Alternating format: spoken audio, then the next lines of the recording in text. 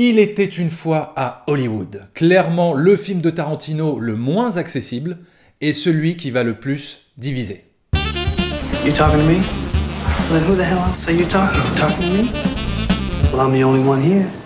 Voilà, ne vous inquiétez pas, je ne vais rien spoiler sur le film, je spoilerai sûrement à la fin dans la dernière partie de vidéo. Je vais tout simplement vous donner mon ressenti à chaud, je l'ai vu hier soir, je pars dans 2-3 heures à l'aéroport, mes enfants sont dans la maison, donc ça se trouve ils peuvent débarquer à n'importe quel moment, bref, on s'en fout. J'ai enfin vu Il était une fois à Hollywood de Tarantino. C'était le 3e film que j'attendais le plus cette année. Si ça vous intéresse de voir les autres films que j'attendais pour cette deuxième partie de 2019, j'ai fait une vidéo de mes 5 films les plus attendus. Voilà.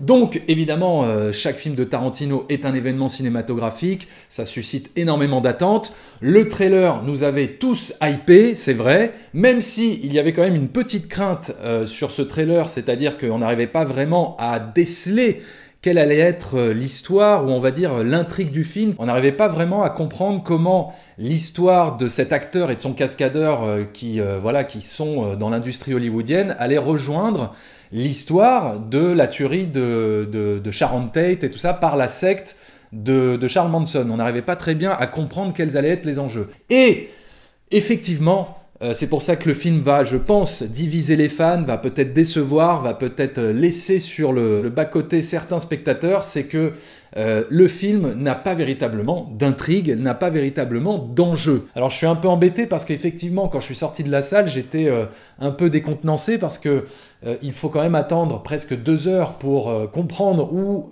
Tarantino a voulu en venir avec son film, mais là où il veut en venir, bah, c'est là où il m'a accroché, c'est là où il m'a séduit, c'est là où il m'a ému. Et j'ai adoré sa démarche, j'ai adoré ce qu'il a voulu dire à propos du pouvoir du cinéma, du pouvoir de la fiction. C'est pas un Tarantino exempt de défaut, c'est clair, mais je pense que c'est un film important, je pense que c'est un film qui gagne à être revu.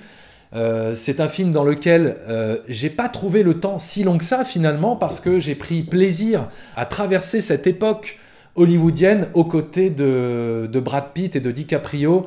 Leur performance d'acteur était excellente et encore une fois servie par une bande originale et par des musiques exceptionnelles et toujours bien choisies au bon moment avec des éclats de mise en scène encore une fois incroyables et tellement jouissifs. Attendez de voir les 20 dernières minutes du film, elles sont juste énormissimes. Mais effectivement, c'est peut-être un film qui est trop long, un film où Tarantino est quand même très complaisant et voilà, se fait plaisir avant de faire plaisir aux spectateurs. Il laisse durer des scènes peut-être de façon trop longue, c'est clair. Il y a par exemple des plans sur des écrans de télé qui diffusent des séries pour lesquelles il est attaché. Il prend le temps de nous immerger dans sa nostalgie à lui, mais sans véritablement installer du drama là-dedans. Il n'y a pas forcément d'enjeu dramatique dans beaucoup de ces scènes-là. C'est un film d'ambiance, c'est un film qui reconstitue cette époque hollywoodienne que Tarantino affectionnait particulièrement, puisque elle fait partie de sa jeunesse, de son enfance, puisqu'il a grandi dans les années 60. Et il est vrai que si on n'est pas cinéphile ou passionné de cinéma, on risque d'être un petit peu largué ou on risque de trouver le temps très long parce qu'effectivement, comme je le disais, il n'y a pas véritablement d'enjeu qui est exposé.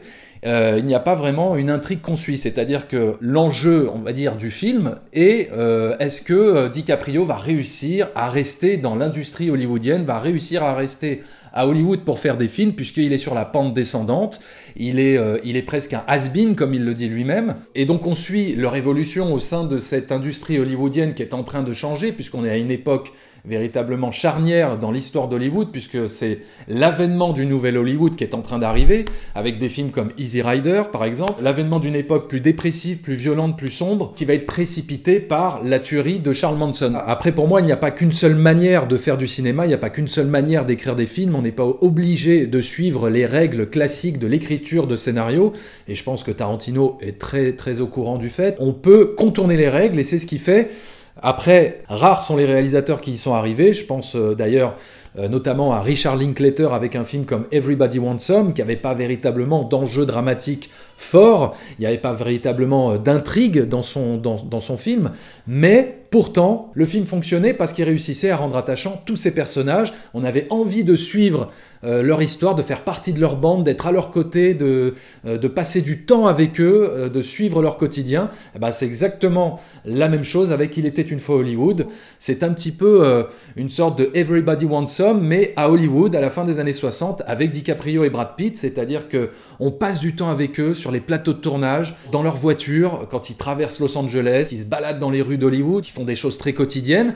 Mais en vérité, ce que fait Tarantino avec ce film, c'est ce qu'il a toujours fait dans son cinéma, c'est-à-dire utiliser la technique du fusil de Tchekhov. C'est-à-dire mettre en place dans le film des choses qui paraissent anodines, qui paraissent banales, pour les faire ressurgir et leur donner beaucoup plus de sens à la toute fin. Sauf que dans ses films précédents, Tarantino le faisait on va dire par séquence, mais dans Il était une fois Hollywood, là c'est carrément sur tout un film qu'il a fait ça, c'est-à-dire que pendant tout le film il fait ça, il met en place, enfin sans qu'on le sache, puisque ça on le comprend qu'à la toute fin, mais pendant tout le film, il place des éléments qui nous paraissent voilà, assez banal, assez anodin, comme par exemple la scène où Brad Pitt donne à manger à son chien. C'est une scène qui peut paraître tout à fait banale et quotidienne, mais en vérité c'est une scène qui prépare la toute fin du film. Tous ces éléments vont servir le propos du film, la finalité du film, et tout va concorder dans les, on va dire, les 15 dernières minutes du film. Donc c'est clair que c'est pas pour tout le monde,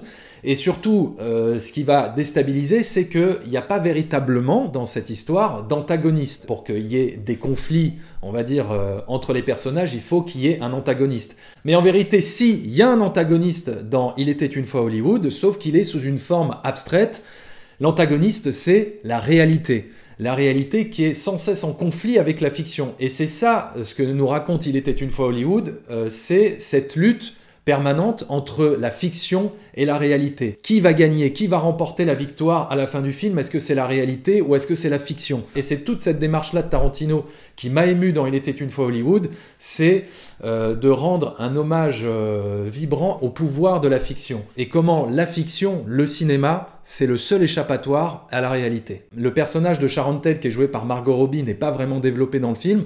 Ça, je le regrette un petit peu, même si je comprends pourquoi il l'a fait de cette façon, c'est-à-dire qu'elle apparaît par intermittence dans le film, à travers des séquences où elle renvoie quelque chose d'innocent, de pur, pour justement accentuer le côté fable et conte de son film. Elle apparaît un petit peu comme la princesse à sauver d'un mal qui va lui tomber dessus. Il y a aussi l'imagerie de cette femme qui habite dans cette villa, dans les hauteurs d'Hollywood, comme si elle habiterait là-haut dans son château. Une imagerie qui contribue à accentuer le côté fable et le côté conte du film. Les personnages, pour moi, sont suffisamment attachants pour qu'on puisse apprécier, pour qu'on puisse être diverti. Même si, oui, DiCaprio joue le rôle d'un acteur très narcissique, très égocentré, et qui aurait pu très vite être insupportable à suivre, eh bien, il le joue tellement bien.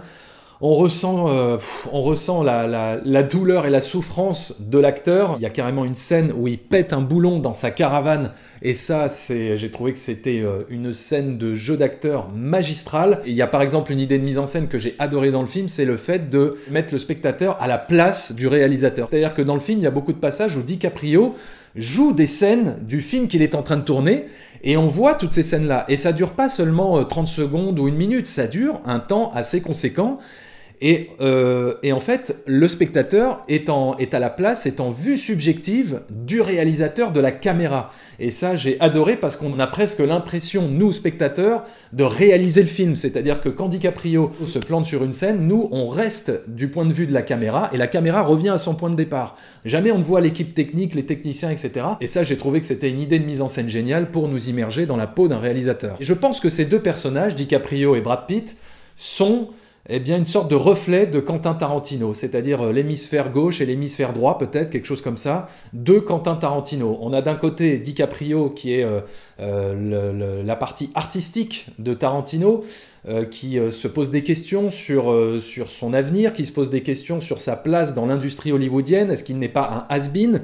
Voilà, c'est peut-être toutes ces questions-là que Tarantino se pose à travers le personnage de DiCaprio. Et d'un autre côté, tu as Brad Pitt, la force tranquille, le mec le plus badass de toute l'histoire, qui représente eh bien un petit peu la brutalité, la violence ou la vengeance qui caractérise beaucoup le cinéma de Tarantino. Voilà, maintenant je vais aborder la partie spoiler, donc je vous laisse quelques secondes pour éteindre, couper cette vidéo, et vous reviendrez quand vous aurez vu le film. Voilà, c'est clair, c'est bon, c'est parti, spoiler.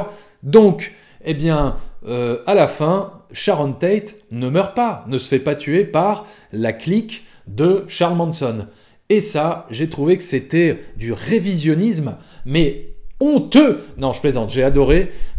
C'est effectivement une continuité de ce qu'il avait fait dans Inglourious Basterds, où il avait fait une uchronie. Et là, donc, il fait pareil. Et j'ai trouvé que c'est ce qui donnait tout son sens au film et aux propos qu'il voulait faire passer à travers son histoire, à savoir le pouvoir de la fiction et l'aspect conte de son film. Voilà, Il était une fois Hollywood.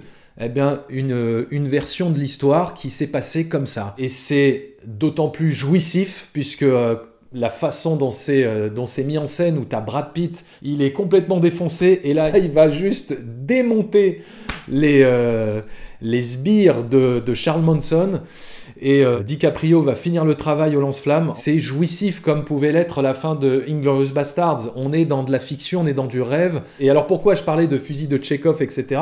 Parce qu'effectivement, pendant tout le film, il nous présente la situation de DiCaprio, qui est un acteur qui est sur, voilà, comme je disais, la pente descendante, qui est sur la fin de sa carrière, qui ne trouve que des petits rôles de méchants tout pourris dans des séries B. Donc, il y a tout ça qui est mis en place et qui va se résoudre à la toute fin, parce que finalement, DiCaprio est invité à aller boire un verre chez Sharon Tate, vu qu'elle a survécu, vu que personne ne l'a tuée, et on peut imaginer qu'il va rencontrer Roman Polanski, que sa carrière va connaître un deuxième souffle. J'ai trouvé que c'était une façon émouvante et magnifique de rendre hommage au médium cinéma et à cette industrie du rêve. Voilà, c'est tout. Il était une fois à Hollywood, c'est peut-être le film le plus personnel de Quentin Tarantino, celui dans lequel il se livre le plus. Il n'est pas exempt de défauts, il y a des longueurs, il y a voilà, des passages qui me paraissent trop longs, il y a beaucoup de complaisance aussi de sa part, mais son hommage émouvant au pouvoir du cinéma m'a touché, et c'est pour toutes ces raisons que je mets à Il était une fois Hollywood 4 sur 5. Voilà, n'hésitez pas à me dire ce que vous avez pensé de Il était une fois Hollywood dans les commentaires. Est-ce que vous avez été séduit? Est-ce que vous avez été convaincu par ce dernier film de Tarantino? Est-ce que vous avez aimé sa démarche? Ou alors est-ce que vous avez trouvé que c'était peut-être son pire film? On en débat, on en discute, toujours dans la sérénité et la bienveillance. Et moi je vous dis rendez-vous en septembre, parce que là je pars en vacances dans 2 heures, le taxi vient nous chercher. Donc ciao et à bientôt.